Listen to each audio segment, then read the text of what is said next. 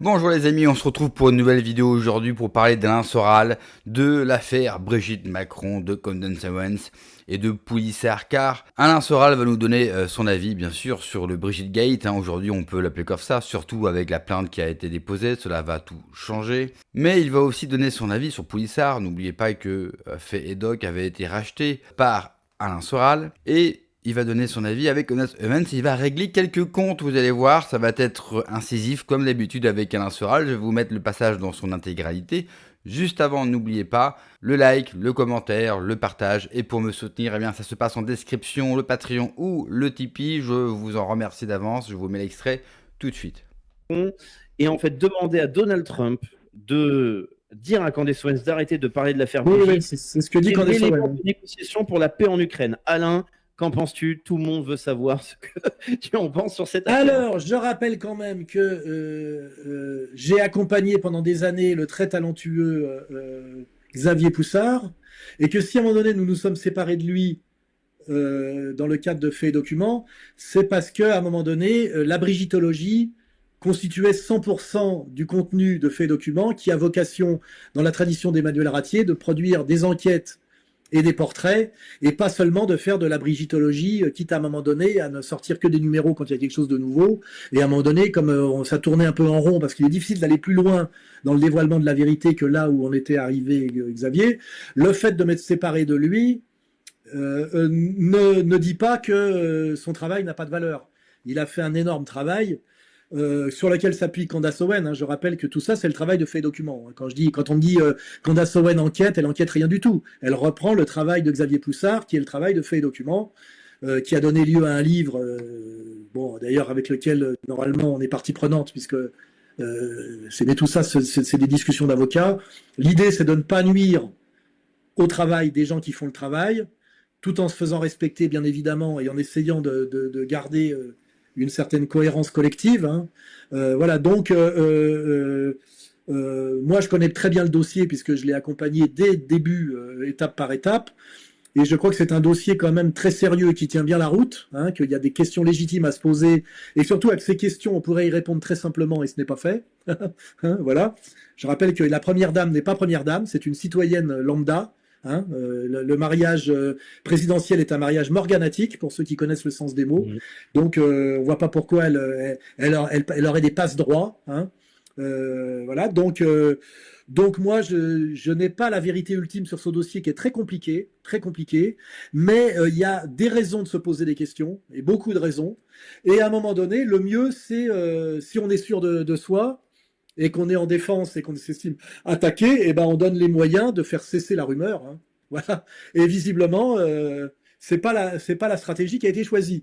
La stratégie qui a été choisie, c'est une stratégie stressante, on va dire, qui est une stratégie qui me paraît très maladroite, c'est-à-dire de médiatiser le truc et de prétendre se fâcher. Et effectivement, ça ne fait que faire que universaliser ce sujet qui pouvait être considéré au début comme un sujet marginal et complotiste.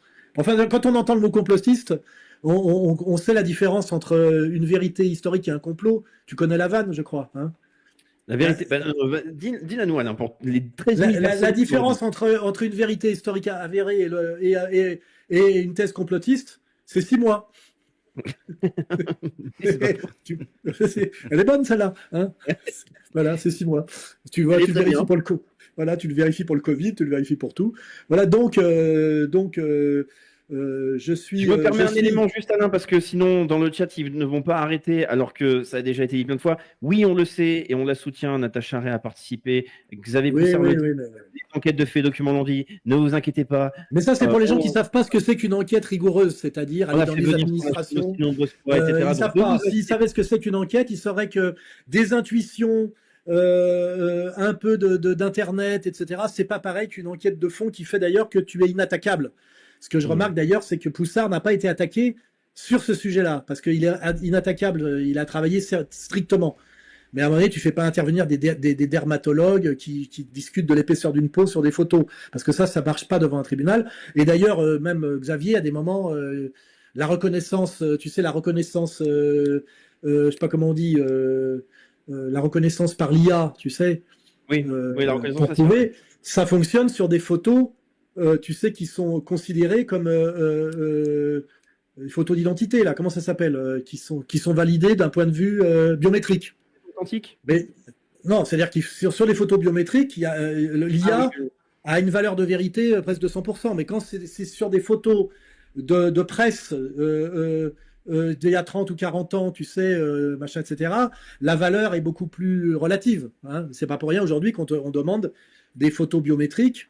C'est parce qu'effectivement, l'IA peut valider à partir d'un certain niveau de précision. Voilà. Donc là aussi, il y a un peu de flou. Mais bon, je te dis, c'est le problème quand tu fais une recherche. Des fois, tu as tellement envie de trouver que tu sais, tu forces un peu l'élément de preuve, quoi.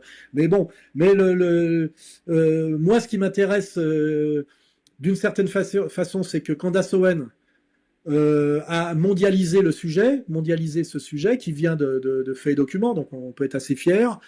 Elle a décidé de ne pas lâcher le morceau. Et la stratégie élyséenne de l'effet qui est l'effet Streisand, c'est de vouloir aller au combat de vérité coûte que coûte. Et ben, c'est qu'à un moment donné, normalement, il devrait y avoir je sais pas, des exigences d'ADN, de je sais pas trop quoi. Je me rappelle que quand un type quand même qui était une star mondiale comme Michael Jackson a été accusé de viol pédophile, il s'est retrouvé quand même à être obligé de montrer son pénis, de faire photographier son pénis par des photos. Donc quand on est sur je connais pas bien le droit américain, mais ça, c'est dangereux de rentrer dans ce genre de logique. Hein. Tu vois, à un moment donné, effectivement, si c'est un procès américain et que Candace Owen est accusé de je sais pas quoi, de dénonciation calomnieuse, etc., et qu'il faut arriver à la vérité, il est possible que la justice américaine demande à Madame Macron, qui n'est pas première dame, qui est juste Madame Macron, et ben de dire nous allons faire quelque chose qui permet de vérifier, qui peut s'appeler une prise de sang, un test ADN. Là, ça serait catastrophique, hein, parce que soit elle s'y soumet et elle gagne, mais alors pourquoi ne l'a-t-elle pas fait avant, plus simplement? Soit elle refuse de s'y soumettre, et là, là, on est face à comment dirais-je, un drame mondial, une affaire mondiale qui a des implications auxquelles je n'ose même pas penser. Voilà. Tout à fait. Voilà. Mais question par rapport aux propos de Candace Owens qui a raconté sa version des faits. Encore une fois, ce sont des déclarations. Le fait que Trump a contacté son équipe pour dire d'arrêter d'en parler parce que c'est Macron qui négocie pour la paix en Ukraine. Franchement, je peux pas donner mon avis sur quelque chose. Quel est ton instinct là, sur cette phrase? Moi, j'aime bien Candace Owen, mais il y a quand même une dimension américaine et commerçante qui fait qu'on est un peu au-delà de ce que nous, on valide comme ce qu'on appelle, tu sais, enquête sérieuse. Il y a une dimension spectacle qui fait que je me prononce pas. Voilà. Mais moi, je trouve la démarche de l'avocat des Macron, là, qui s'appelle Maître, comment il s'appelle j'ai oublié son nom, ils pourront le dire dans le chat. L'avocat d'Emmanuel Macron, s'il vous plaît. Ouais, enfin, du couple Macron sur cette affaire-là, je trouve que d'aller. C'est Dupond-Moretti, non? Non, pas du tout. Dupond-Moretti, il fait du one-man show et il donne son avis. Non, il n'y a pas Dupond-Moretti. Ah, Enoki, Maître Enoki. C'est Maître Enoki, l'avocat qui a ce dossier en charge. Moi, je trouve que d'aller essayer de mener un combat radical aux États-Unis face à Candace Owen, c'est hyper dangereux, sauf si tu as la certitude absolue que ta cliente t'ait dit la vérité. Parce qu'à un moment donné, c'est pareil. Ça, c'est sûr que c'est un risque. En tout cas, on a hâte d'avoir la photo du pénis de Brigitte Macron. Excusez-moi, j'ai déjà l'image en tête. Je n'ose y croire et on peut faire confiance si jamais cela arrive. Et ça m'étonnerait que le couple Macron, eh bien, même si la justice américaine le demande, se plie à un test ADN ou à une photo du sexe de Brigitte Macron. C'est quand même la femme du président français, quoi qu'on en pense. Donc, par décence, elle refusera. Mais bon, le monde est devenu... Parce que toutes les choses qui nous paraissent déjà dingues, qui nous paraissent pas réalisables, aujourd'hui, dites-moi quelque chose en France qui n'est pas dingue. Chaque jour, dès que vous regardez l'actualité, dès que vous ouvrez votre compte X et que vous zappez toute l'actu, il n'y a que des choses... Enfin, on n'aurait peut-être jamais cru vivre ça. On le vit aujourd'hui. Donc moi, il n'y a rien de choquant à ça.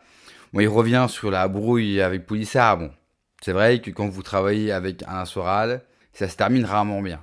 Faut être honnête, l'homme est plutôt dur, il est connu pour ça, et bon, même si là, généralement, quand vous ne travaillez plus avec, avec Alain Soral, vous avez le droit à un scud, il ne vous lâche pas pendant des mois.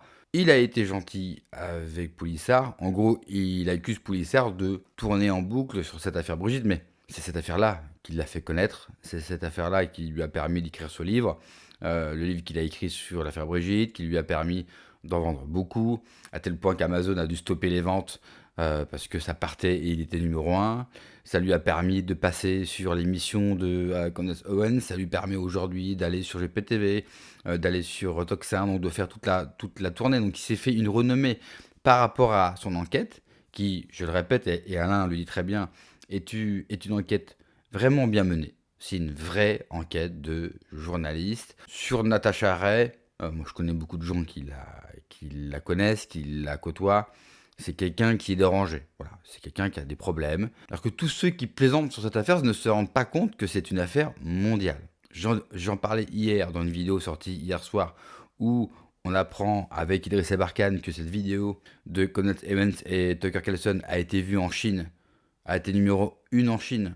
Alors que c'est une affaire qui a pris le monde. Et effectivement, et je rejoins Soral, avoir porté plainte et en faire des caisses d'un point de vue médiatique, je trouve ça d'une débilité. Enfin, c'est la pire défense possible. Ils auraient dû laisser ça de côté. Ça serait resté sur Internet. Ça nous aurait fait marrer. Ça nous aurait fait triper. Ça aurait devenu un mème ou un délire. Mais il n'y aurait jamais eu de suite. Mais à porter plainte, à prendre des avocats, dont Dupond-Moretti. Dupond-Moretti est bien l'avocat du couple Macron. D'autoriser les médias mainstream à en parler. Parce qu'on sait qu'aujourd'hui, les médias mainstream nous parlent seulement des choses qui sont autorisées par le pouvoir. Donc s'ils nous en parlent, c'est que le couple Macron, que l'Élysée a dit « allez-y ». Et en plus de ça, aller porter plainte aux États-Unis, qui ont un droit qui est totalement différent du nôtre, avec une culture médiatique. Les Américains.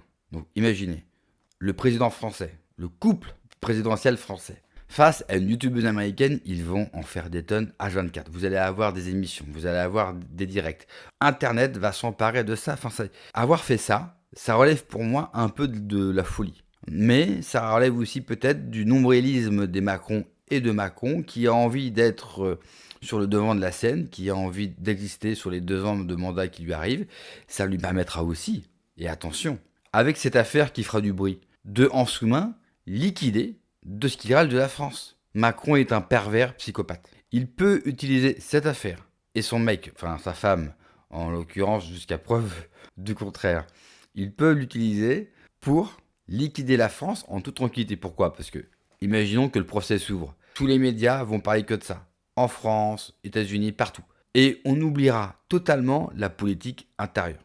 Et Macron aura les mains libres. Bon, vous me direz, quelque part, aujourd'hui, il a les mains libres, parce que nos chers députés, il n'y a pas grand monde en France qui aime suffisamment ce pays pour se bouger le cul. On verra si le peuple, si en tout cas ça sera le cas du peuple à la rentrée. J'espère qu'il reste encore des gens qui aiment suffisamment ce pays pour se bouger. Comme le dit Alain Soral, c'est une affaire qui réellement interroge. Pourquoi avoir fait tout ça? Pourquoi avoir porté plainte? Pourquoi je pense que Brigitte Macron aurait pu faire ce qu'il fallait et on aurait fini d'arrêter. Enfin, ok, il y a la preuve de l'ADN, mais elle aurait pu nous montrer des photos, enfin, beaucoup d'éléments matériels pour nous montrer, regardez, ça c'est ma vie quand j'étais petite, adolescente, adulte. Enfin, on aurait pu avoir tout un cheminement terminé, fin, voilà. Et elle en serait ressortie grandie. Et Internet aurait pris un coup de plomb. En disant, regardez, vraiment, Internet, tout ce que vous pouvez écouter, c'est réellement de la merde, c'est réellement complotiste.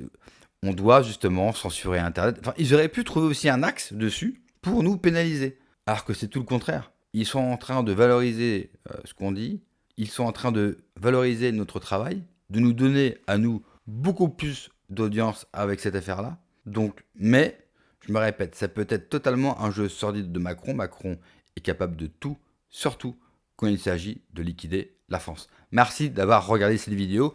On se retrouve pour une prochaine vidéo. Prenez soin de vous. Allez, ciao.